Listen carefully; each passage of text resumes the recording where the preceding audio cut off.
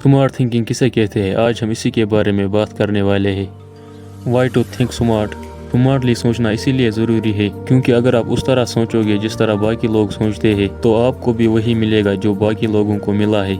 अगर हम उनसे ज़्यादा चाहते हैं तो उनसे स्मार्टली सोचना होगा। फॉर एग्जांपल, काम तो सभी लोग करते हैं, एक रेडियो वाला भी करता है और एक बिजनेसमैन भी करता है, लेकिन बिजनेसमैन रेडियो वाले से ज़्यादा कमाता है। पर ऐसा क्यों? क्योंकि बिजनेसमैन हार्ड वर्क भी करता है और स्मार्ट वर्क भी करता है, लेकिन एक रेडियो वाला सिर्फ हार्ड वर्क करना जानता है, जिस वजह से वो हार्ड वर्क करके भी बिजनेसमैन जैसा नहीं कमाता। स्मार्ट वर्क करने के कुछ तरीके हैं। पहला, मेक फास्टर माइनर डिसीजन। लोग अपनी लाइफ के इम्पोर्टेंट डिसीजन नहीं ले पाते। अगर आपको भी लैक ऑफ डिसीजन की प्रॉब्लम है तो छोटे छोटे डिसीजन ले और उन्हें जल्दी पूरा करने की कोशिश करें। इससे आपका दिमाग ज़्यादा तेज और फुर्तीला हो जाएगा, जिससे वो जल्दी सोच पाएगा और डिसीजन ले पाएगा।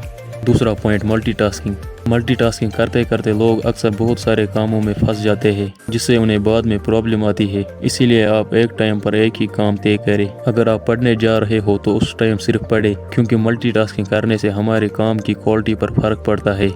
The soul of curiosity is reasoning. तरक्की सिर्फ उसे ही मिलती है जिसके अंदर क्यूरियोसिटी होती है। वो इंसान हमेशा ध्यान देकर सीखता रहता है। जो इंसान सीखता रहता है वो कुछ ना कुछ नया देखता रहता है और उसके अंदर लाइफ में कुछ करने की चाहत होती है, जिस वजह से वो हमेशा आगे बढ़ने की कोशिश करता है। अगर आप भी अपनी लाइफ में आगे बढ़ना चाहते हैं तो अपने अंदर क्यूरियोसिटी पैदा करें। Develop the skills of research. आजकल की टेक्नोलॉजी की दुनिया में लोग किसी भी चीज़ के बारे में जानना नहीं चाहते। जो उसे दिखाया जाता है उसी को सच मान लेता है।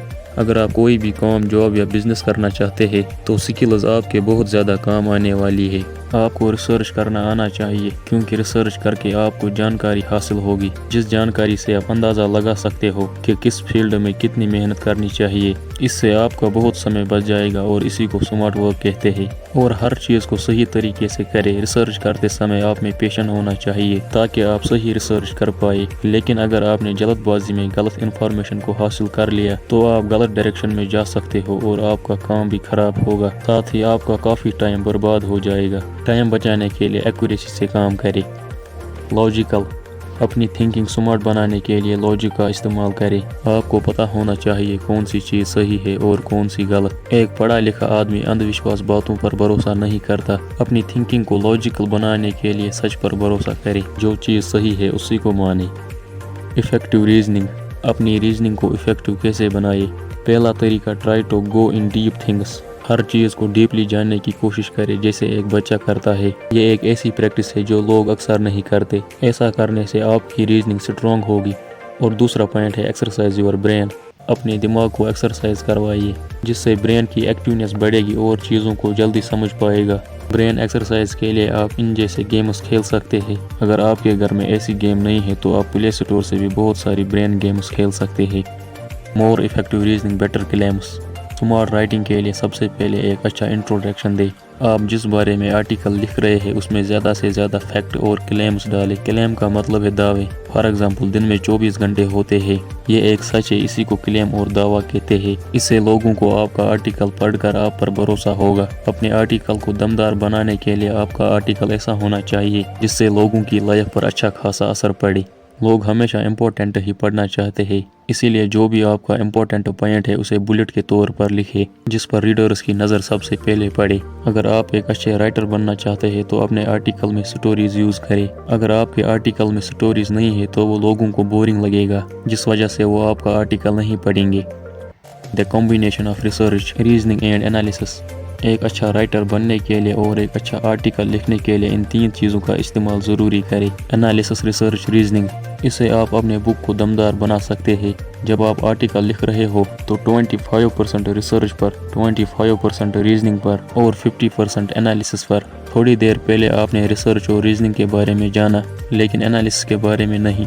एनालिसिस को उर्दू में तज्ज़िया कहते हैं और हिंदी में इसका मतलब है विश्लेषण। आप कितना डीपली एक आर्टिकल को लिख सकते हैं, एक अच्छे राइटर की पहचान है डीपली लिखना। इसीलिए 50% आपको डीपली लिखना होगा। अगर आप सिर्फ खाली ऊपर ऊपर से लिख रहे हैं तो उसे कोई पसंद नहीं करेगा। Good learner.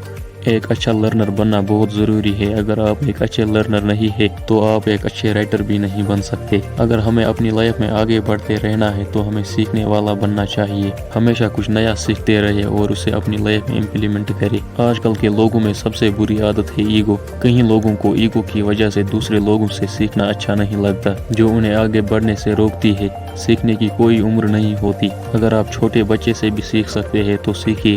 سیکھنے کے لیے آپ کو ایگو ہٹانا ہوگا اور ایک اچھا اسٹوڈنٹ بن کر سیکھنا ہوگا۔ کنسسٹنس کا مطلب ہے کہ آپ کسی کام کو کیسے اور کتنے دیر تک کر سکتے ہیں۔ آج کل کے لوگ کام تو شروع کر سکتے ہیں لیکن ختم نہیں کر پاتے۔ ایک ریسرچ سے پتہ چلا ہے 63.3 لوگوں میں کنسسٹنسی کی پرابلم ہے۔ آئی ایم شور آپ میں نہیں ہے کیونکہ آپ ابھی تک ویڈیو سے سیکھ رہے ہو۔ پھر بھی میں آپ کو اس پرابلم کو ختم کرنے کا ایک طریقہ بتاتا ہوں۔ Make one goal at a time. ایک کام کو ڈیسائیڈ کرے اور تب تک دوسرا کام نہ کرے جب تک آپ پہلے کام کو ختم نہ کرے۔ کے لیے آپ میں ڈسپلن بھی ہونا چاہیے۔ اگر آپ کلاس میں پڑھ رہے ہیں لیکن آپ کے دماغ میں کوئی اور ہی کام چل رہا ہے تو آپ ٹھیک سے پڑھ نہیں پائیں گے اور نہ ہی سمجھ پائیں گے۔ اسی لیے ایک ٹائم پر ایک ہی کام پر فوکس کرنے کی کوشش کریں۔ جب آپ اس کوشش کو بار بار کریں گے تو آپ کا مائنڈ اسے سیکھ لے گا اور آپ کو کنسسٹنسی کی پرابلم نہیں آئے گی۔ تھینک یو دوستو، اگر آپ کو ویڈیو پسند آیا تو ویڈیو کو لائک کریں، اور اگر آپ ایسی ہی نالجبل ویڈیوز دیکھ کر اپنی نالج بڑھانا چاہتے ہیں تو ہمارے چینل کو سبسکرائب ضرور کریں۔